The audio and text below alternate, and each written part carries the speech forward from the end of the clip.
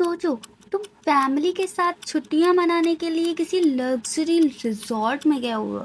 सब कुछ परफेक्ट है, खाना, बीच, मौसम। लेकिन अचानक तुम्हारे बच्चे कुछ ही मिनटों में बड़े होने लगते हैं और तुम खुद शाम तक बूढ़े होकर मर जाओ। एक ऐसी जगह जहाँ 1 घंटे में 2 साल के बराबर है। आज सिनेमा की अदालत में खुलने वाला है इस खूनी बीच का राज। तो चलिए स्टार्ट करते हैं। कहानी की शुरुआत होती है गाय और प्रिशा से, जो अपने 2 बच्चों ट्रेंट और मैडॉक्स के साथ छुट्टियां मनाने के लिए एक लग्जरी आइलैंड पहुंचते हैं। ऊपर से ये फैमिली खुश दिखती है, लेकिन अंदर से ही टूटी हुई है। गाय और प्रिशा के बीच लगातार झगड़े होते रहते हैं और दोनों डिवोर्स लेने वाले होते हैं। उनके बच्चे अभी बहुत छोटे हैं, इसलिए पेरेंट्स डिसाइड करते हैं कि छुट्टियों में बच्चों को सही नहीं बताएंगे। रिजॉर्ट बहुत शानदार होता है, हर तरफ मुस्कुराते हुए लोग, एक्सपेंसिव फूड और स्विमिंग पूल होता है और बेस्ट नेचर। लेकिन कभी कभी खतरनाक जगह वही होती है जो बाहर से सबसे खूबसूरत दिखती है। रिजॉर्ट मैनेजर फैमिली को खास अटेंशन देता है। वो बच्चों को गिफ्ट देता है, पेरेंट को खुश रखता है और फिर उन्हें एक स्पेशल प्राइवेट बीच को ऑफर देता है, जो कहता है ये बीच सीक्रेट है, टूरिस्ट को नहीं पता कि यहाँ सिर्फ सिलेक्टेड गेस्ट ही जाते हैं। फैमिली खुश हो जाती है। गाई सोचता है शायद ये आखिरी फैमिली ट्रिप है, तो इसे अच्छा ही बना लेते हैं। प्रिशा भी मान जाती है। उनके साथ कुछ और गेस्ट भी भेजे जाते, एक डॉक्टर चार्ली, उसकी वाइफ क्रिस्टल और उनकी बेटी कारा, और एक नर्स कपल। सब लोग वैन में बैठकर निकल सकते हैं। सब लोग वैन में बैठकर निकल पड़ते हैं। उन्हें क्या पता ये राइड सीधे मौत की तरफ ले जा रही है। जब सब बीच पहुंचते हैं, जगह किसी ड्रीम जैसी लगती है। ऊंची चट्टानें, क्रिस्टल क्लियर पानी, सुनसान एरिया, ना कोई नेटवर्क, ना कोई क्राउड। सबको लगता है मैनेजर ने सच में हिडन पैराडाइज भेजा है। बच्चे खेलना शुरू कर देते हैं, एडल्ट रिलैक्स करने लगते हैं। लेकिन तभी ट्रेंट पानी के पास किसी आदमी को देखता है जो बहुत घबराया हुआ होता है। वो आदमी रैपर मिड सी सडन होता है। वो अजीब बिहेव कर रहा होता है, जैसे किसी से डर रहा हो। कुछ देर बाद पानी में एक डेड बॉडी तैरती हुई मिलती है, जो उसकी गर्लफ्रेंड की बॉडी होती है। अब सब पैनिक हो जाते हैं।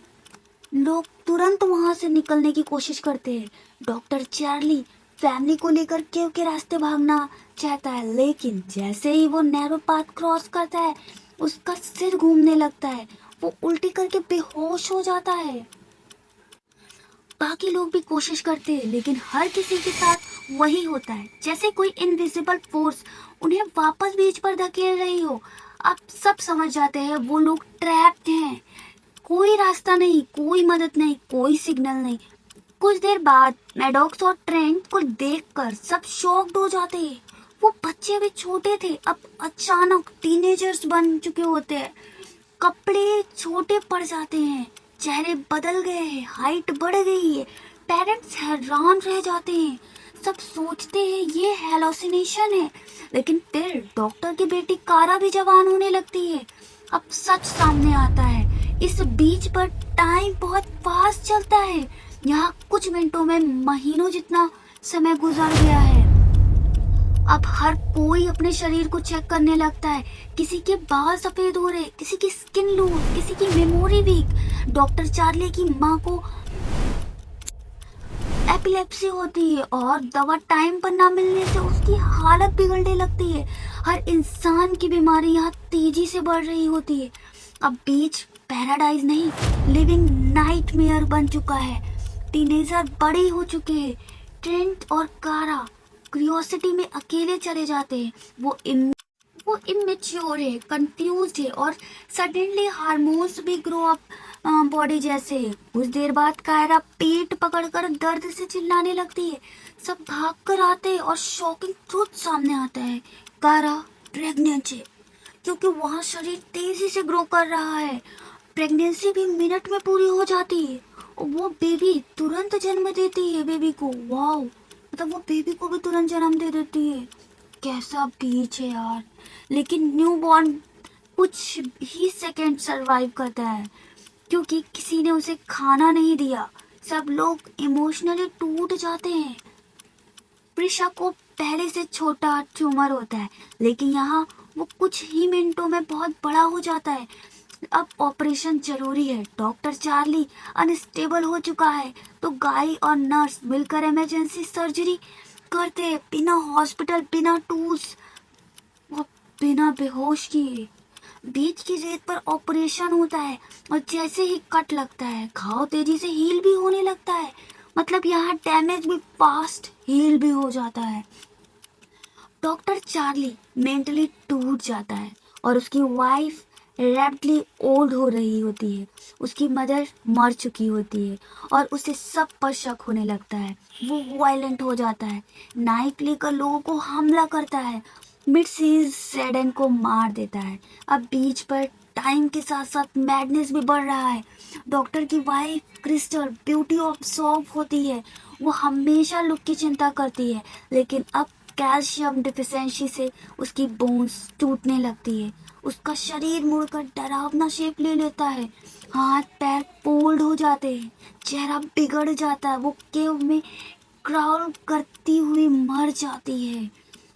ये फिल्म का सबसे डिस्टर्बिंग स्कैन होता है। अब काई और प्रिशा बहुत बूढ़े हो चुके हैं। दोनों जिन पर बातों पर लड़ते थे, अब उन्हें वो सब बेकार लगने लगता है। वो बच्चों को याद करते, पुरानी यादें ताज़ा करते और समझते कि जिंदगी में टाइम सबसे कीमती चीज़ है। प्रिशा की हियरिंग चली जाती है, गाय की आई शायद कमजोर हो जाती है। दोनों रेत पर बैठकर आखिरी बार साथ बात करते हैं और एक दूसरे का हाथ पकड़कर दम तोड़ देते हैं। फाइनल स्केप, जब सिर्फ ट्रेंट और मैडॉक्स बचे हैं जो अब मिडिल एज जैसे दिख रहे हैं। उन्हें ट्रेंट की डायरी में एक क्लू मिलता है। रिजॉर्ट वर्कर्स ने हिडन मैसेज दिया था, कोरल से निकलो। दोनों पानी में जाते हैं, कोरल रीफ के बीच से निकलने की कोशिश करते हैं। कुछ देर के लिए लगता है कि दोनों मर गए, लेकिन फिर वो बाहर निकल आते हैं। अब सामने आता है बिगेस्ट ट्विस्ट। पूरा रिजॉर्ट एक फार्मास्यूटिकल कंपनी चला रही थी। वो अलग अलग बीमारियों वाले लोगों को वोकेशन के नाम पर यहाँ भेजते हैं और फिर 20 साल की मेडिसिन टेस्टिंग सिर्फ एक दिन में कंप्लीट कर लेते हैं। ओ माय गॉड, लोग इंसान नहीं, एक्सपेरिमेंट के एक माध्यम बन गए थे। यहाँ वोकेशन नहीं, डेथ ट्रायल था। ट्रेंड और मैडॉक्स पुलिस को सब एविडेंस देते हैं। कंपनी एक्सपोज हो जाती है, रिजॉल्ट बंद कर दिया जाता है। लेकिन तब तक दर्जनों लोग अपनी जान खो चुके थे। ओल्ड मूवी हमें ये सिखाती है कि हम फ्यूचर की चिंता में प्रेजेंट वेस्ट कर देते हैं। हम सोचते हैं टाइम बहुत है, लेकिन शायद सबसे कम वही है। अगर तुम्हें पता चले कि तुम्हारे पास सिर्फ एक दिन बचा है, तो तुम क्या करोगे? कमेंट में ज़रूर बताना। वीडियो अगर पसंद आई हो तो लाइक, सब्सक्राइब एंड शेयर ज़रूर करें, क्योंकि सिनेमा की अदालत को आपके साथ की बहुत ज़रूरत है। Thank you so much. मिलते हैं अगली मूवी में।